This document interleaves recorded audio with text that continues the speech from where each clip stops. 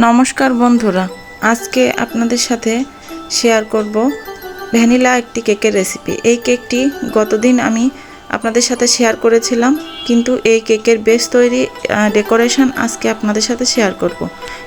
Cake প্রত্যেকটা মানুষেরই প্রিয় খাবার, তার মধ্যে বাচ্চাদের তো পছন্দের খাবার আছেই। প্রত্যেক মারা যদি বাসায় কেক তৈরি করে বাচ্চাদের দিতে পারে, তার থেকে আর ভালো কিছু হয় না। তো আজকে চেষ্টা করি, আসুন। 1.5 কাপ পরিমাণ ময়দা নিয়ে নিলাম।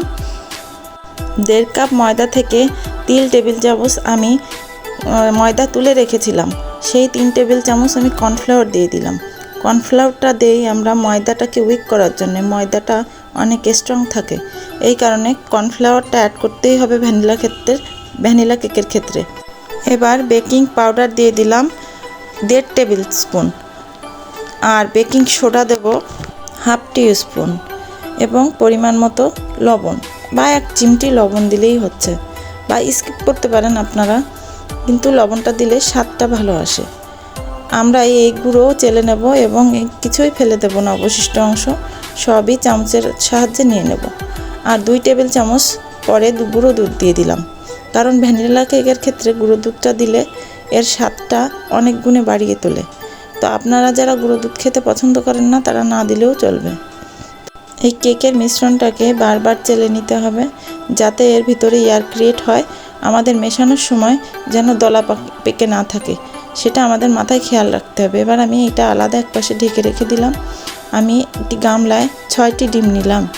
6টি ডিম, আপনারা আবার এই গামলাটা দেখে মনে করতে পারেন যে ময়লা, আসলে এটাই ময়দার মিশ্রণটা মিশিয়েছিলাম, এই কারণে সাদা সাদা হয়ে আছে। ডিমগুলো ভেঙে নিয়ে বিটারের সাহায্যে আমি ডিমগুলো বিট করে নেব। ডিমগুলো বিট করব এবং তার ভিতরে আমি চিনি অ্যাড করব ধাপে ধাপে। প্রথম ধাপে আমি চিনি মিশিয়ে দিলাম এবং ডিমগুলো ভালো করে বিট করতে হবে। মনে রাখতে হবে যে চিনিগুলো যেন ভালো করে গলে যায়, চেক করে দেখতে হবে। চিনি যদি না গলে যায়, তাহলে কেকের উপরে একটা ভেজা ভেজা ভাব আসবে। আমি এখানে 1 কাপের একটু বেশি চিনি দিয়েছি, আপনারা আপনাদের স্বাদ মতো দিতে পারেন, কম বেশি করতে পারেন। এবং ডিমটা ফোম করার সময় বারবার স্প্যাচুলা দিয়ে নাড়িয়ে দিতে হবে এবং এক জায়গায় করে দিতে হবে, যাতে আমাদের ডিমের ফোমটা ভালো হয়। দেখুন বন্ধুরা, ডিমের ফোমটা কেমন সাদা হয়ে আসছে এবং ডিমের ফোমটা ফ্লাপি হয়ে যাচ্ছে, আস্তে আস্তে আরও সাদা হয়ে যাবে। দেখুন আমার ডিমের ফোমটা কিন্তু অনেকটাই সাদা হয়ে গেছে এবং আমি যেটা চাচ্ছিলাম সেটাই হয়েছে। এতে আমি ভ্যানিলা এসেন্স যোগ করলাম 1.5 চামচ। আপনারা রান্নার সয়াবিন তেল দেবেন 6 চামচ পরিমাণ। 6 চামচ আমি তেল দিয়ে দিলাম। এদিকে আমার ছোটো বাবু আমার সাথে কেক তৈরি করবে বলে চলে আসছে বারবার। যাই হোক, আর এখানে তেলের পরিমাণটা 6 চামচ দিচ্ছি, আপনারা চাইলে স্কিপ করতে পারেন, তবে তেলটা দিলে কেকটার নরম হয়, সফট হয়। একটি গুরুত্বপূর্ণ কথা, সেটি হলো তেল দেওয়ার পরে 15 থেকে 20 সেকেন্ডের মধ্যে বিট করা বন্ধ করে দিতে হবে। যদি বেশি বিট করা হয়ে যায় তেল দেওয়ার পরে, তাহলে ডিমের ফোমটা বসে যেতে পারে, নষ্ট হয়ে যেতে পারে, তখন আমাদের কেকটা আর ফোলার চান্স খুবই কম হয়ে যায়। এই কারণে তেল দেওয়ার পরে আমরা 15 থেকে 20 সেকেন্ডের ভিতরেই আর বিট করা বন্ধ করে দেব। এবার আমি একে একে আমার যে মিশ্রণটা তৈরি করে রেখেছিলাম সেটা আমি ধাপে ধাপে এতে মেশাবো। দেখুন আমি কেমন আস্তে আস্তে করে মেশাবো।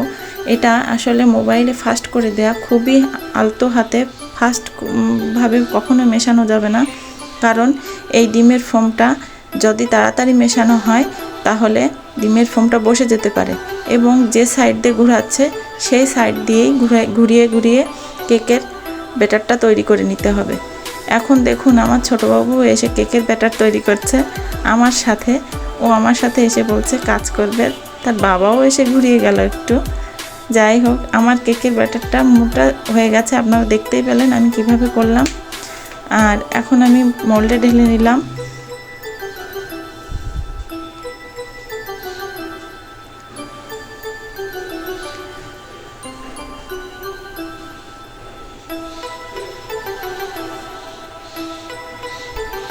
মোল্ডে ঢেলে নিয়ে আমি কাঠির সাহায্যে আমি সমান করে দিলাম। এই সমানটা না করলে কেকটা মাঝখান থেকে ফুলে ওঠে এবং আমাদের কেক যখন তৈরি করি তখন খুবই অসুবিধা হয়ে যায়, সেই কেকটুকু আমাদের কেটে ফেলে দিতে হয়। তো এভাবে দিয়ে ট্যাপ ট্যাপ করে নিলাম, একটু জোরে ফেললেই বাতাসগুলো বেরিয়ে যাবে কেকের ভিতরে। তো আমি ওভেনে চলে গেলাম, এবার ওভেনটা প্রিহিট করে নিয়েছি।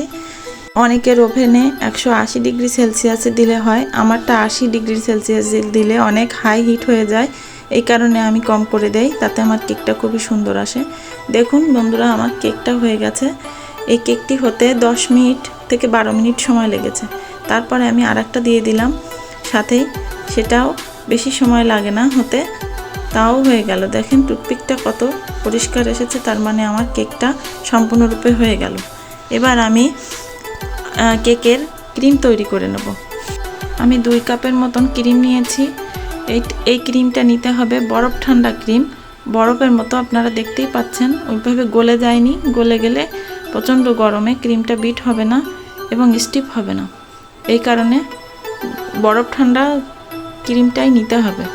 আর আপনারা যারা নতুন, তারা এই ক্রিমটা বিট করতে গেলে তলায় বরফ দিয়ে ক্রিমটা বিট করলে আপনাদের পারফেক্ট হবে, কারণ এটা করতে আপনাদের নতুনদের জন্য একটু সমস্যা হতে পারে।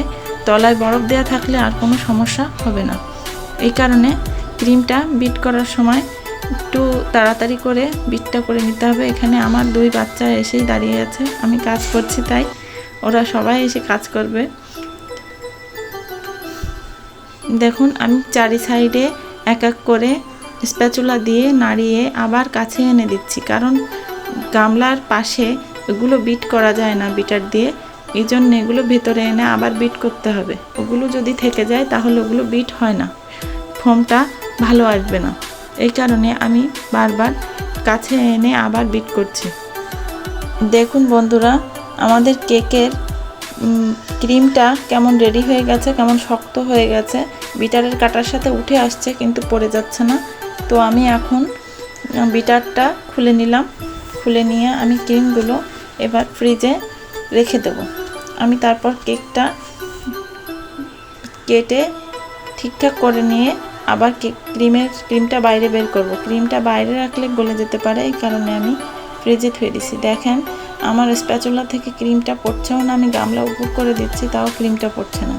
এরকম ক্রিম হলে পারফেক্ট কেক তৈরি করতে। এবার কেকটা পিস করে কেটে নিয়েছি, 2 ভাগে ভাগ করেছি। আমি দুটো কেকই 2 ভাগে ভাগ করে নিলাম, বেশি ভাগ করলাম না, আমার ক্রিমের পরিমাণটা একটু কম দিলেই ভালো লাগে। তো আমি এখানে সুগার সিরাপ তৈরি করে নিয়েছি, চিনি এবং দুধের সাহায্যে সুগার সিরাপ তৈরি করে নিয়েছি। সেটা আমি প্রথমেই কেকের ভিতরে দিয়ে নেব এবং অফ স্ক্রিনে আমি হোয়াইট চকলেট গানাশ তৈরি করে নিয়েছি, যেটা আপনাদের দেখানো হয়নি।